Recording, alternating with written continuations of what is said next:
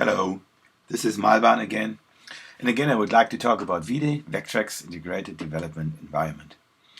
A few minutes ago I finished the last video about dissi, and it occurred to me that many things were left unsaid, especially about the abilities of dissi to debug foreign cartridges, binaries, programs.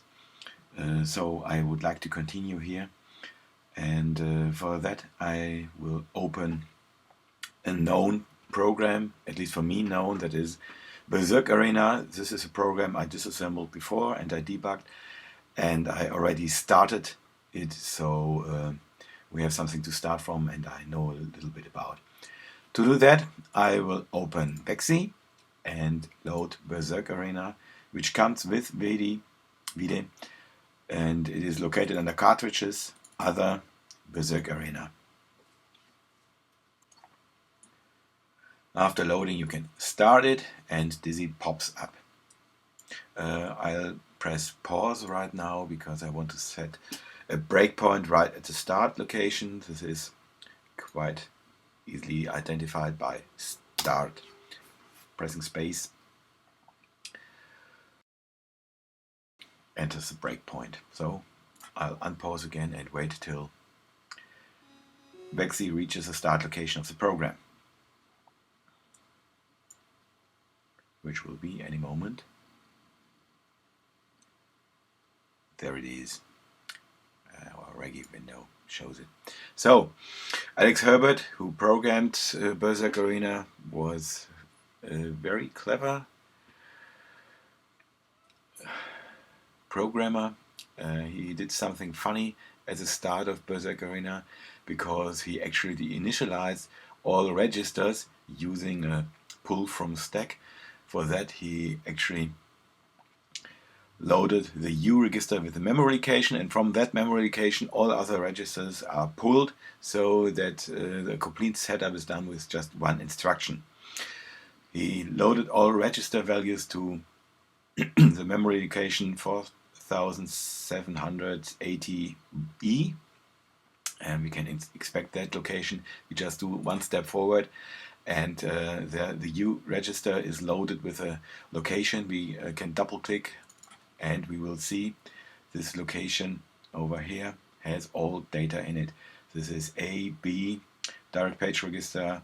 These two locations are the X register and so on, and the last two binary byte values are the PC register, which is 2600B8. So we execute another instruction and we see the PC register is loaded and all other registers are set up. So also the direct page register to C8. And since I already disassembled the program, at least in parts, I knew already that this is a start location and I already called it cartridge start. So here you see the initialization is going on, and here I can already show you some features that I did not show you before.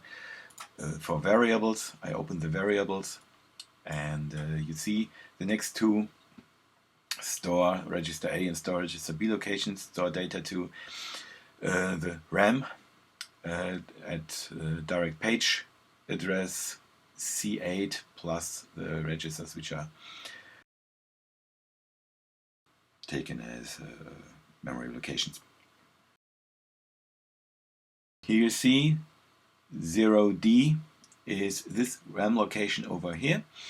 It's called sync test data Malban. This is what I just changed before, and I will change it back to be called sync data 4.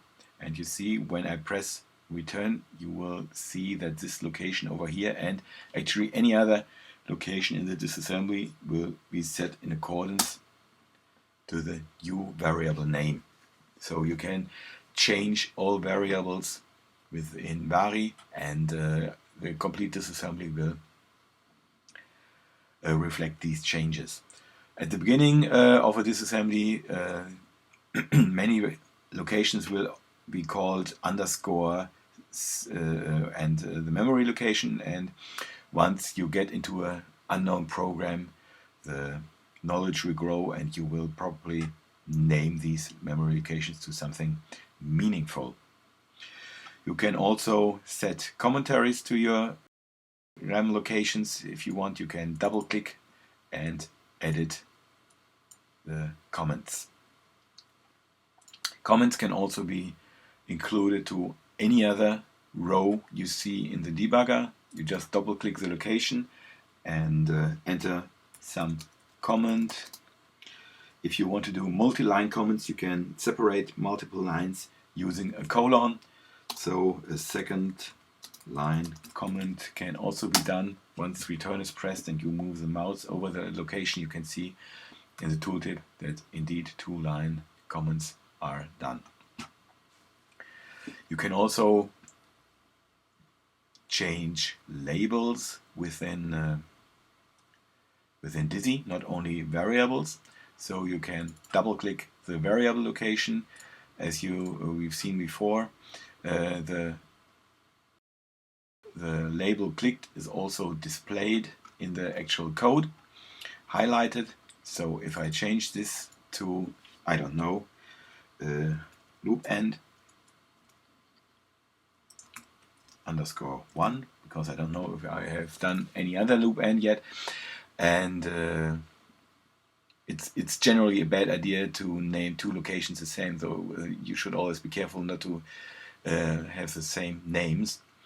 And since I don't really know if I already called anything loop end, I'll just do that. So pressing return will reflect again every other location within dissi will be updated to that location name.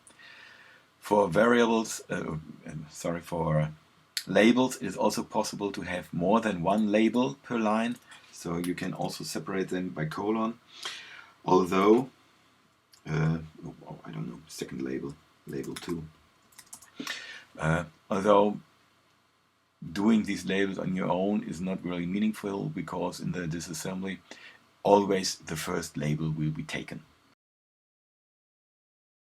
More than one label you usually only encounter in your own code for various reasons. Only if I delete the first label, the second label will be taken as the new default label, which is a bad label because it's called label 2.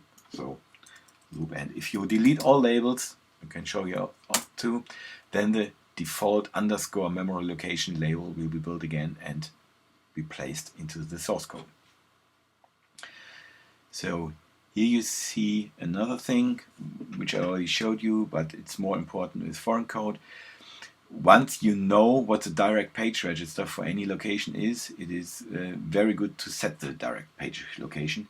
I don't really know if this is really the direct page location D0, but I guess it is, because up here there's a RAM location access done with extended addressing. So you see a 60 byte address here, C8F5, and the other locations are accessed via direct addresses, because they are 8-bit accesses. So if the code actually would have C8 as direct page, it probably would not have extended addressing here. So I dare now just cast these lines to direct page register D0, which is the via direct page register. And once I do that, you will see that the data or the operand variables are also updated, and you can see that it now is more or less meaningful. I hope. I haven't looked at this code yet, but you can probably discern some more information from via timer 1 low than from, what is it, 06 or something like that. So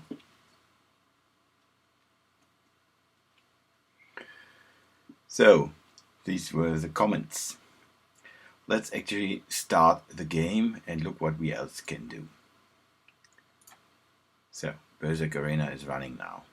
Let's actually stop the game again so we can do something. Or in the debugger, it Some things I might show you will seem very easy now that I've done it already, but it is not always that easy as it might look now. So let's, for example, determine where this Berserk Arena bitmap is A, displayed, and B, the data is located. How would one do that?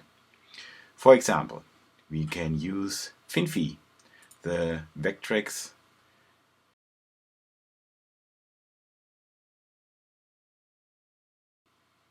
vector information window. So I enable it with this mouse thingy over here and click any part of this Vectrex Berserk Arena thing. Here you can see that you can actually choose any part of this Berserk Arena vector. I'll choose one of the last ones. The Finfi window opens up and so there we are. And there we have some data that we can inspect.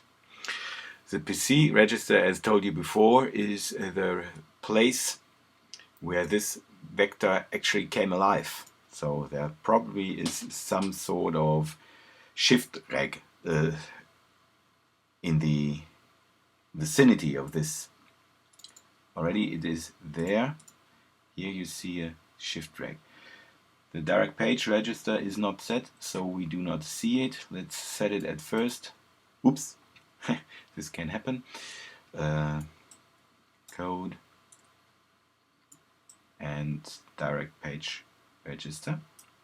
So we see this is a direct page register. Our current pointer or current PC counter is now well here. We have two possibilities. Either we can go back and look where it all started, or we can just look at the code and you might be able to discern, even on a not already disassembled file, that this is the start before there's only data, and this is the start of the actual drawing routine. First, the thing I usually do is set a breakpoint there and wait for the next update round to be sure that this is actually the location where this bitmap is printed. So we just start dissi again and we are at the beginning of this function. So let's execute this function, and it is labeled already, but if you disassemble this and actually look what the code does, you might see that the bitmap Berserk Arena location, which is placed at 589, which is loaded to the U register, is the actual address of the bitmap. We can go there. The easiest way to go there is always load the U register and actually go there. So we open our memory dump window. Here we've got a U register and we can jump to the U register very easily.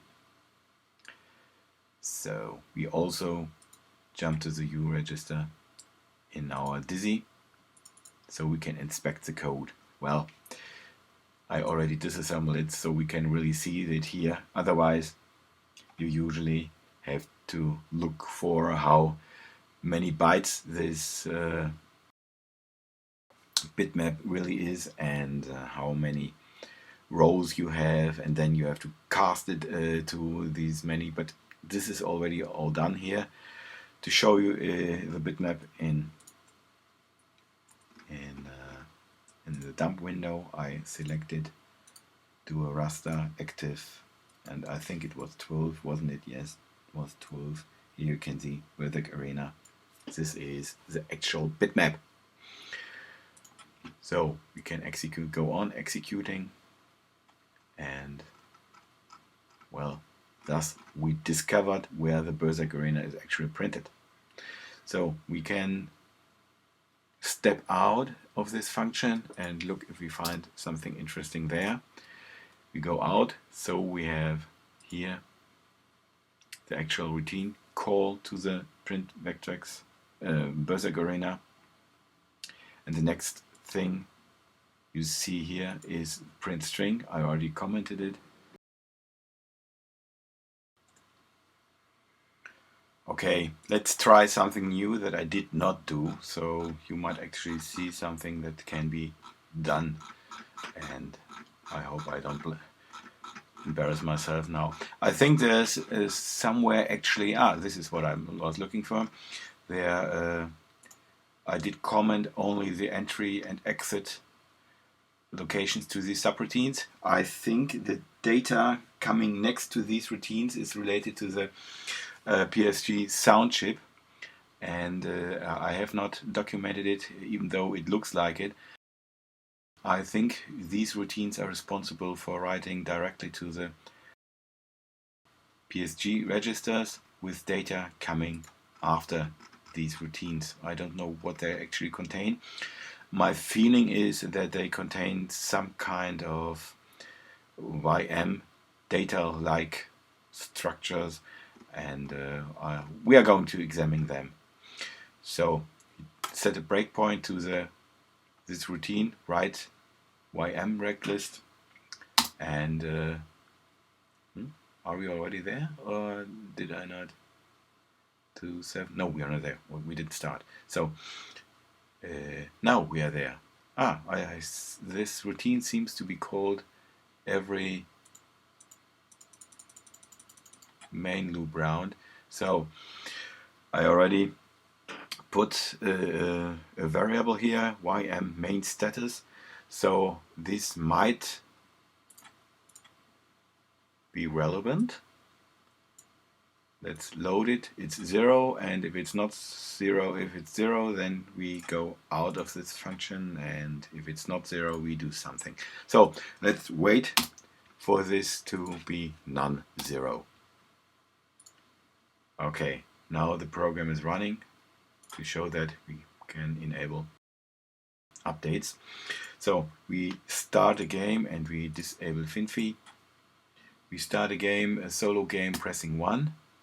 No sound yet, and we start the game real, and there should be some sound now, I think. Within A is a YM status. It's 51 or so, it seems. And there's a YM list status, which is located at our RAM. So let's look what's in there. So there, 1. Okay, there's a 1 located. There's actually a much faster way to look at RAM locations. You can look at the tooltip, and there it says the location contains 8-bit 1 or 16-bit 100A. Also the decimal values. So you do not always have to open the variable window, but often it is very useful since you can do comments or update your variable names. So let's see what this function does next. The list status was 1, and if it's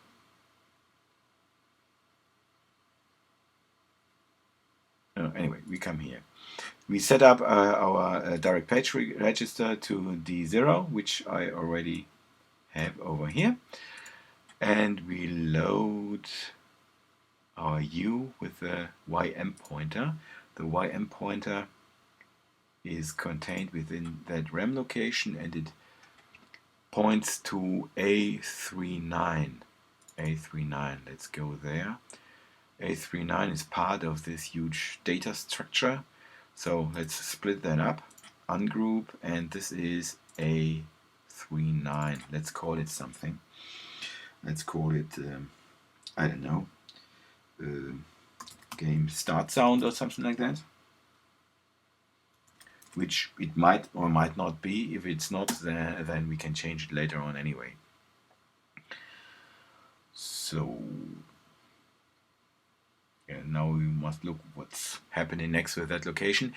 We can go back to the location we just came from by pressing the back button. So here we load the first byte, and the first byte went to the B register, which is a 0.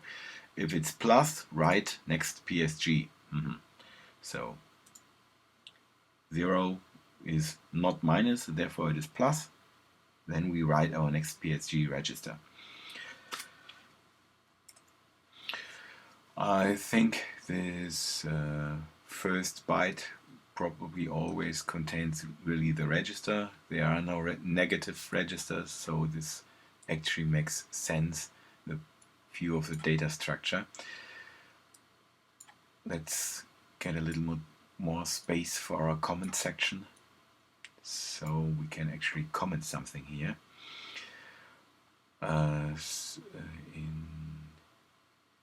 pointer to U, let's comment here. Pointer to IM structure. First byte is register. If register is negative, then all done. Okay, I assume we can always change the comments later. We should save the comments. So next is we write the register to the port B via port A, and I think this always translates to write the data to the PSG port. We can just step through it. Well, one moment. Can go back. There we load the next, and it is a value. So the actual structure is then register, data.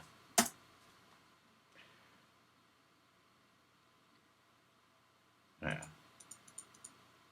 And here we go again. If it is still positive, do it again.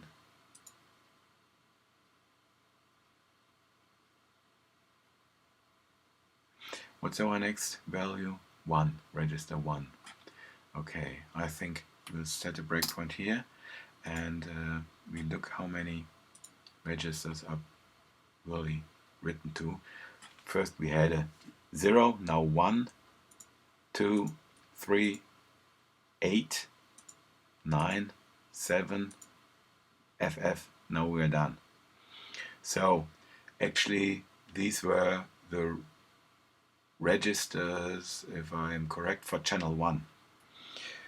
Therefore the data written to the to the PSD chip were all for register for channel 1.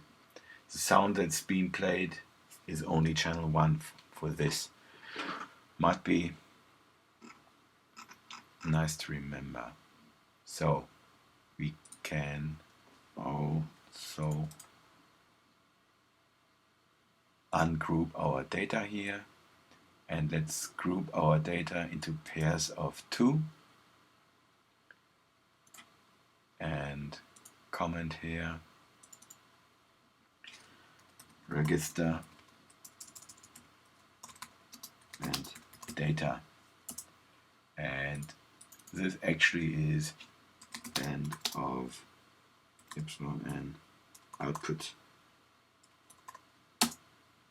and this is probably the next one, register 2, no, 2829 2F. This does not really look like a PSG register data. All 2 registers 2. Don't know. Okay, let's look further. So, look at that. The next data is loaded to A, to the YM list status, and the actual U pointer we have is stored to the YM pointer again. Spock would say fascinating. Let's go back. So this byte over here is a next list status. And then is this actually register 8 and 9, and these two are bundled again together as pairs of 2, and this is again, and this is again the end of the list. So now that I look at it again, this is actual channel 1, this is channel 2, channel 1, channel 2, and this is the enable register. So the first two channels are actually accessed with this first YM list. So I guess to comment all these things is a little bit too much for a video. It's could take hours, so I will leave it at that. Another interesting thing might be to actually look where this thing was loaded. Let's look if you can find A39 in our code somewhere. Might be. Just anybody say stop if someone sees something yellow.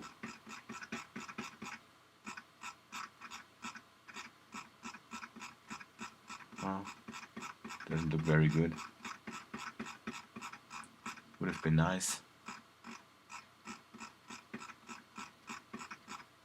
Okay. No, there we did not find it. But anyway, what I was going to show you, what is this? I don't know what it is, but I can show you something with it. Here you have an actual immediate addressing loaded to the U register, whatever that is. It's here, I guess it is some sort of maze data or something like that. This looks, well, no, I don't know what it is. Let's call it some data. Now you see this address, some data, is actually referenced here, but as immediate addressing.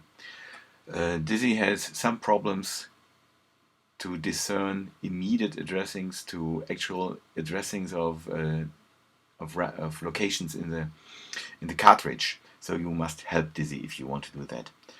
Now we have a label here, but this is actually not a label, but immediate addressing for dissi. And there's no simple way, if there's a way at all to do it correctly, that dissi can do it on its own. So there's an extra pop-up menu entry for that. Use label as data. Might as well as call it use label as immediate data or something like that. But the gist of the thing is, if you do it, then the actual immediate addressing, which takes this label as address, is changed to the actual label. So some more meaningful addressings can be done.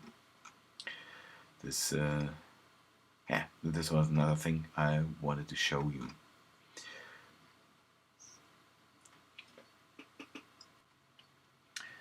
What I also haven't done yet with Berserker is to find out how this little maze is actually drawn. I know that I have some labels over here where I think that the maze data is actually held, but I'm not sure.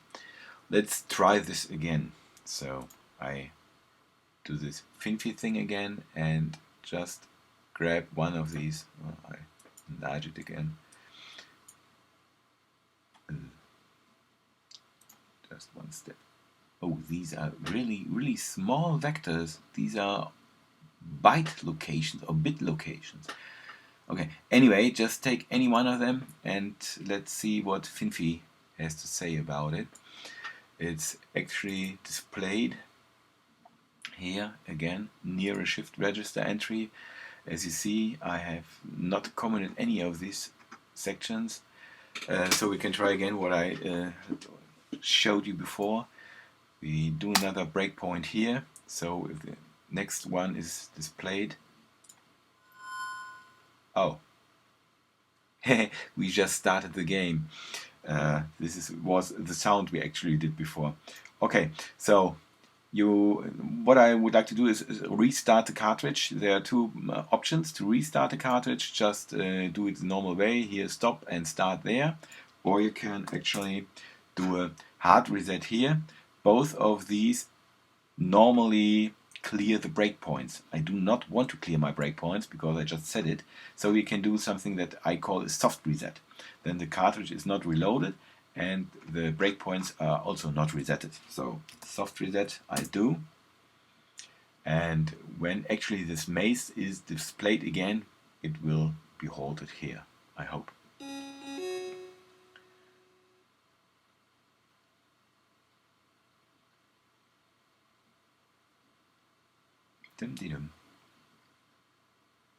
Ah, this was our actual start breakpoint. So now a solo game. And now, as you cannot already see, there is something displayed here. Now we can actually do something that we can paint the integrator position. As you can see here, the integrator is located here. What is actually printed over there? That's quite interesting. Funny. Anyway, let's see what it does. There's actually, you can see, this is the integrator position. The integrator position moving. For one reason or another, something invisible is printed there. Now I'm really curious. The U pointer points to the location which is put into the shift register. So it is some sort of bitmap that is printed over there, located at C8F, the RAM location. I think I know what it is. This is actually really the maze that is drawn, and the first bits of the maze are probably empty. Let's enlarge this a bit. And the inner workings of Vectrex should be that once the line is finished, this was just a reset. Alex, move to D. You did a move to D. So that was the first line of the maze. Now we are at the second line from the maze, which is still quite empty. Now we do a move 2 again. We overstep that. I want to see some maze drawn. Why is there no maze?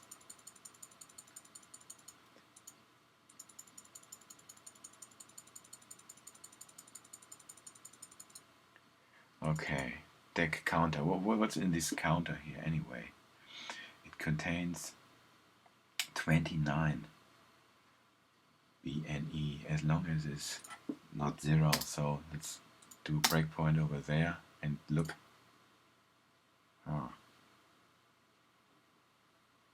It looks quite like an empty maze to me.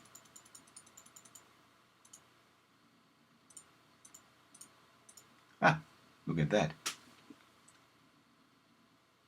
The maze scrolls from the bottom to top, and probably the first few rows are really empty, and now it slowly scrolls upwards. Well, I didn't see that coming. Okay, anyways, I think to actually follow this through and find where this maze and how this maze is drawn is a little bit too much for this video. Anyway, what I would like to show you also is how to generate an assembly file of this thing. You can save this actual file we did here as a assembler file. as you see here. The assembler file is always saved to the same location the original binary was from, and is extended with .doesn't.asm.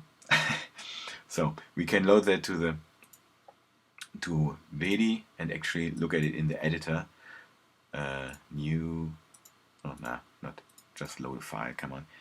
Cartridge, other, and now we have here Berserk Arena 0 doesn't.asm. This 0 stands for the actual bank.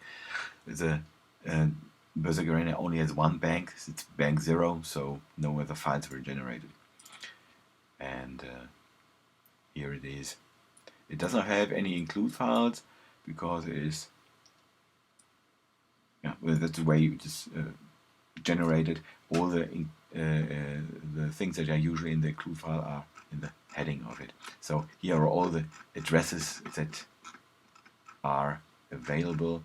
Here you see all the comments that I did. There's a GTS string. Here you see what you've seen before. The start address is loaded, and this is Alex Wade recall. I didn't show you that, but he did a special recall, a special recalibration routine that's for the syncing of two Vectrex and so on. And if Vide is running alright, you should be able to run even that just disassembled file and assembly successfully, starting emulation, and you probably see Berserk Arena here coming up as it is. And you can actually check if this is 100% correct assembly if you use Tools, Utilities, dissi compare. Here you can load two different cartridges. At first I like to load the original cartridge, which is Berserk Arena.bin, and the second cartridge is other Berserk Arena.doesm.bin. And you see that these are exactly the same. This does not look like the same, but this is actually because in this row there are 2, 4, 6 datas, and here are 8 datas. If you switch these to join 6, okay, if you join these to 6, then you see these are the same. But more importantly, if you do a CSC32 checksum from 0 to FFFF for the whole cartridge, the checksums of both sides are exactly the same, though there's no way that there any bit is different between these two cartridges. So quod erat demonstrandum, these two disassemblies and the original are exactly the same. So, and you can fool around with this code, you can enter code, all variables are set correctly. Well, the labels are not really that great, but all is labeled, so if you do a knob in here, the cartridge will run nonetheless. So there's probably still much more to show, but my voice is slowly fading, and I think that is enough for today. So thank you for watching, and bye bye.